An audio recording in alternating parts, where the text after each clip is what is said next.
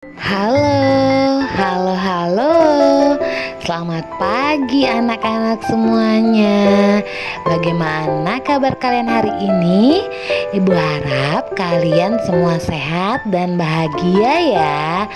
Nah, anak-anak, hari ini Ibu Venta akan menerangkan materi tema 5 pengalamanku, subtema 2 pengalamanku di sekolah pembelajaran yang kelima. Seperti biasa, sebelum kita belajar, marilah kita berdoa dulu. Baik anak-anak, kita lanjut ya. Nah anak-anak, coba kalian perhatikan gambar yang ada di layar kalian. Ada gambar apa ya? Nah di situ ada gambar anak-anak sedang lomba puisi. Lalu ada anak-anak yang sedang lomba menggambar layang-layang. Lalu di sana ada Udin dan temannya sedang berolahraga. Coba kalian perhatikan teman yang di belakang Udin. Dia sedang ngapain ya itu? Nah, temannya Udin itu sedang melakukan senam lantai. Kita pelajari lagi yuk lebih dalam, apa sih senam lantai itu? Senam lantai merupakan salah satu gerakan senam yang dilakukan di lantai. Biasanya menggunakan alas berupa matras atau lapangan berumput. Untuk melakukan gerakan senam lantai dibutuhkan kelenturan, keseimbangan, dan kekuatan. Nah, gerakan senam lantai ini ada roll depan, roll belakang, handstand, headstand, lompatan harimau, lompat kangkang, kayang, meroda, round off, salto, dan sikap lilin. Nah anak-anak, yang kalian pelajari hari ini hanya 2 gerakan saja. Yang pertama itu guling depan atau roll depan dengan sikap berdiri. Lalu yang kedua ada guling belakang atau yang disebutnya roll belakang. Kalau untuk roll depan, caranya sebagai berikut. Yang pertama, sikap awal badan berdiri tegak dengan kedua tangan di samping badan.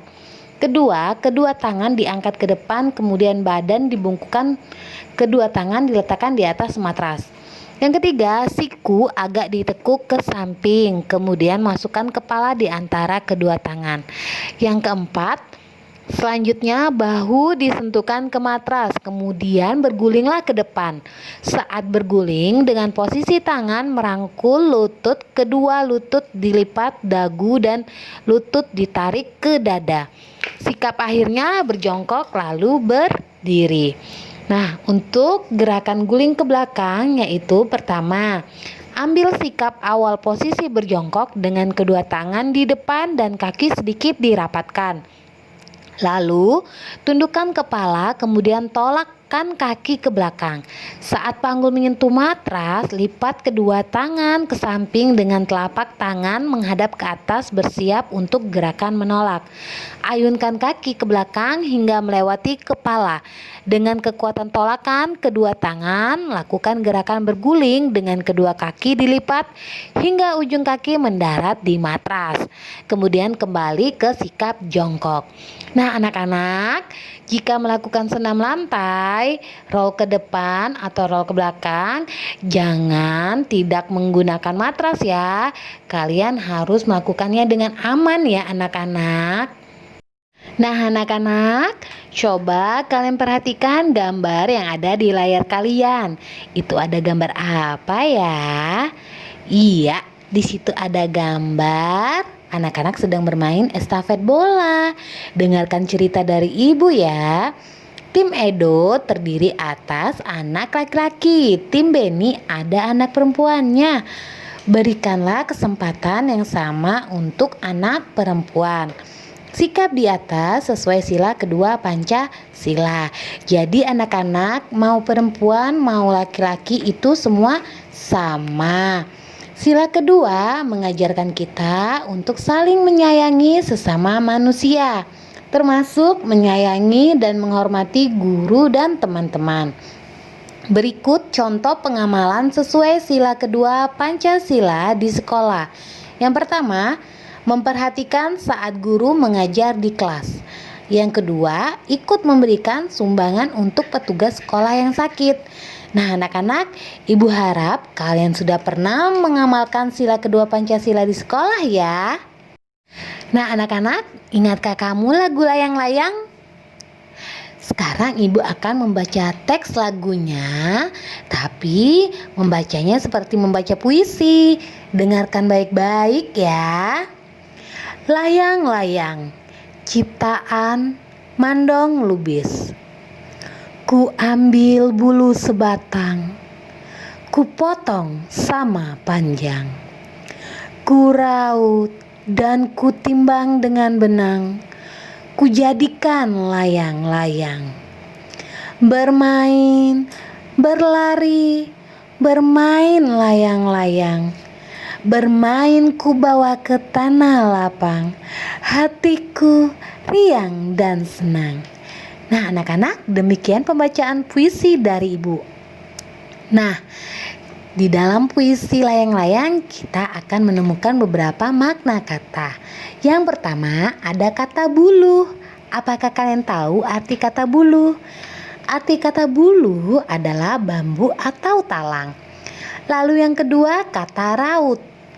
Raut artinya melicinkan atau menghaluskan. Yang ketiga ada kata potong, yang artinya penggal atau kerat. Yang keempat ada kata riang, yang artinya suka hati atau girang sekali. Yang kelima ada kata timbang, yang artinya tidak berat, sebelah atau sama berat. Nah, anak-anak, demikian makna kata dalam puisi layang-layang. Baik anak-anak, kalian sudah ada di bagian tugas. Hari ini tugas kalian ada 2. Yang pertama, muatan pelajaran PPKN dan Bahasa Indonesia. Untuk tugas PPKN, kalian cukup menuliskan nomor dari gambar yang sesuai dengan sila kedua Pancasila. Yang pertama itu ada gambar anak-anak sedang bekerja bakti membersihkan halaman depan sekolah. Yang kedua, ada seorang anak yang menuduh temannya. Yang ketiga, ada 2 orang anak yang meninggalkan temannya sendirian bermain. Yang keempat, ada 2 orang anak saling bekerja sama membersihkan kelas. Yang kelima, ada seorang anak yang memberikan sebuah pendapat lalu teman-temannya memperhatikannya. Nah, anak-anak, kalian tentukan ya mana gambar yang sesuai dengan sila kedua Pancasila. Lalu yang kedua, bahasa Indonesia. Di situ kalian cermati kata-kata dalam kotak sebelah kiri. Lalu kalian susunlah huruf pada kotak di sebelah kanannya. Nah, di sebelah kiri itu ada sebuah maknanya. Di sebelah kanan itu ada huruf atau kata yang belum tersusun. Jadi tugas yang kalian menyusun tiap huruf pada kotak sebelah kanan membentuk sebuah kata yang tepat sesuai dengan makna. Selamat menyelesaikan tugas ya anak-anak. Ibu harap tugas kalian semuanya akan selesai dengan baik. Demikian materi Ibu hari ini. Ibu harap kalian dapat memahami penjelasan materi Ibu hari ini ya. Jika ada materi yang belum kalian pahami atau ada tugas yang sulit untuk kalian, silakan kalian tanyakan ke Ibu ya. Nah, anak-anak, tetap semangat belajar dari rumah dan tetap patuhi protokol kesehatannya. Ibu akhiri, wassalamualaikum warahmatullahi wabarakatuh. Sampai jumpa lagi.